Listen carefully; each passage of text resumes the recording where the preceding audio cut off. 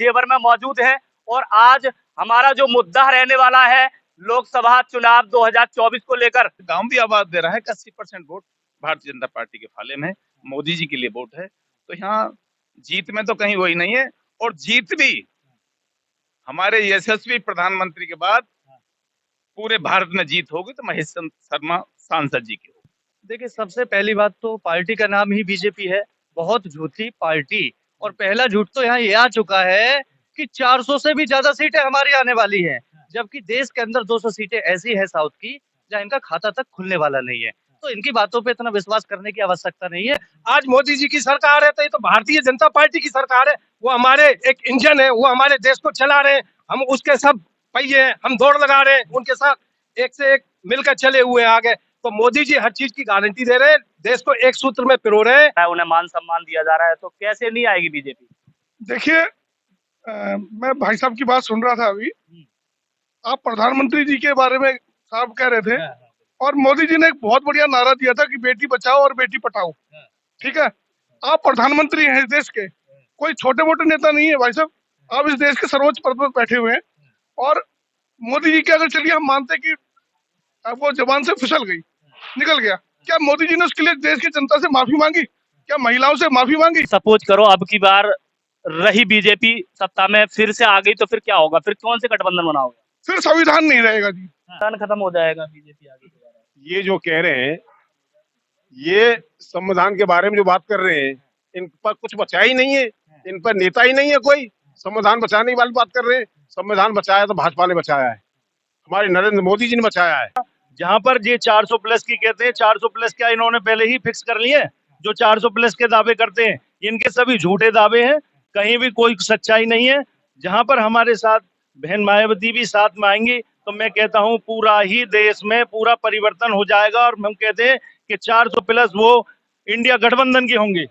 हमारे कांग्रेस भाई कह रहे थे कि लोकतंत्र को बचाने के लिए, उस समय लोकतंत्र कहाँ गया था? जब सिखों को जिंदा जलाया गया था, उस समय कहाँ गया था? 4.5 लाख पंडितों को कश्मीर के अंदर से भगा दिया गया था, और ये माइक पेनाउंस हुआ था कि अपनी जवान बहन बेटियों को यहाँ छोड़ जाइए आप। कांग्रेस का उस समय लोकतंत्र कहाँ गया था जब इमरजेंसी देश के अंदर लगाई थी? मणिपुर में क्या हो रहा है भाई साहब? मणिपुर में क्या हो रहा है भाई साहब, बताएं जरा। मणिपुर में क्या हो रहा है? हाथरस में क्या हुआ? संदेश खाली में क्या हो रहा है? संदेश खाली में आप जवाब क्यों नहीं देते हो? संदेश खाली में मणिपुर में कार्रवाई हो रही है। एक दिन मोदी जी क्यों नहीं गए मणिपुर? एक भी दिन मोदी जी क्यों नहीं गए, ये बताइए। मोदी जी ने मणिपुर के विषय पर महिलाओं के, देखिए, मैं बहुत सारी बातें इन भैया की भी सुन रहा था और लोगों की भी सुन रहा था। ये कह रहे थे कि कांग्रेस ने क्या किया, 72,000 करोड़ का कर्जा माफ कांग्रेस ने किया। आज बताइए कौन सा कर्जा माफ हो रहा है? कर्जा माफ हो रहा है अंबानी अडानी एलायंस है, हमारा परिवार है। चाहते हैं कि जो मणिपुर में हो रहा है उस पर क्या 56 इंच की छाती 6 इंच की हो जाती है क्या? मैं ये पूछना चाहता हूँ। 56 इंच की छाती की बात कर रहे हैं, ये अपने गिरिबान में झांक के देखें कि हम क्या करवा रहे हैं। ये किसानों पर आंदोलन ये करा रहे हैं, ये जा जाके टोपी लगा के वहाँ जाके बैठ जाते हैं, किसानों को भड़काने का। ये किसान जो आंदोलन है ये विपक्ष करा रहा है, विपक्ष करा रहा है, ये ठगबंधन करा रहा है, ये ठगबंधन की मुद्दा है। हमारा अपना मुद्दा होता है केवल और केवल किसान। और जो भी सरकार आती है, चाहे वो कांग्रेस रही, चाहे वो सपा रही या बसपा रही, किसान के कंधे पे आती है और किसान के उस पर जीत के फिर किसान को ठेंगा दिखाती है। कोई भी सरकार जो है किसान के आंसू पहुंचने नहीं आती। अभी तो न्याय यात्रा निकाल रहे हो, इन्हें नहीं मिल रहा है कि जनता को न्याय मिल रहा है? जनता को न्याय मिल रहा है ना। बंटवारा तो इन्होंने क्या, भारत को विखंडित तो इन्होंने किया है, कांग्रेस से तोड़ा है। ये जोड़ेंगे क्या? भारत तेरे टुकड़े होंगे इंशाअल्लाह, इंशाअल्लाह। इन्होंने कल ये कह रहे थे कि पाकिस्तान को अलग कर दिया, तो आप उस कांग्रेस की बातें कर रहे हैं, उसने पाकिस्तान से बांग्लादेश को अलग कर दिया। क्या बात करते हैं आप कह रहे हैं बांग्लादेश को अलग कर दिया, बांग्लादेश को अलग कर दिया। वो इंदिरा गांधी जी के समय में हुआ। क्या बात करते हैं आप? ये कांग्रेस की ही देन थी जो पाकिस्तान का एक टुकड़ा कर दिया बांग्लादेश। अगर बीजेपी में हिम्मत है तो कश्मीर का वो सुस्सा को लेकर दिखाएं कि जो है इनके इतने हिम्मत नहीं है कि जो एक टुकड़ा और पाकिस्तान का एक टुकड़ा और कर दें। विदेशों में और आज डंका बज रहा है मोदी जी की। मेरे ख्याल में 10 या 20 लोग खड़े हैं यहाँ पर बीजेपी के।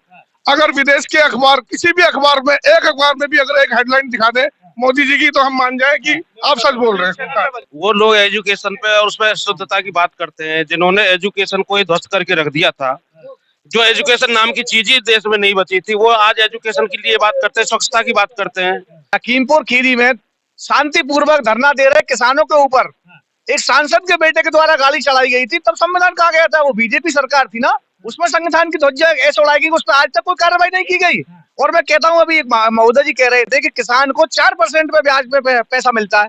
अरे भैया, हम ब्याज पे पैसा नहीं लेना जानते, हमें नहीं चाहिए ब्याज पे पैसा, हमें हमारी फसल का उचित मूल्य दे दीजिए। क्या ये तो विपक्ष कह रहा है बैलेट पेपर से कराओ ना, अगर जीतनी है। रही बात कैंटीन की, ये कह रहे हैं अब जो आदमी जितने में खाना खाएगा उतना पेमेंट देगा। लोकसभा में सब मोदी जी ने खत्म कर दिया। मारता है तो इनका कहना है कि सिर्फ विपक्ष का आरोप एक ईवीएम पर ही रह जाएगा। एक मिनट क्यों हारेगा? क्या आपने पहले निर्णय कर दिया कि गठबंधन हारेगा? वो विश्वास दिला रहे हैं ना अब की बार बीजेपी सरकार। इनका विश्वास तो ये भी था 2 करोड़ रोजगार मिलेंगे, 15 लाख खाते में आएंगे, स्विच बैंक में जिन लोगों का पैसा पड़ा हुआ है उनके नाम उजागर होंगे। तो इनके जब वो विश्वास कामयाब नहीं हुए तो इस विश्वास पे क्या बात करते हैं लोग?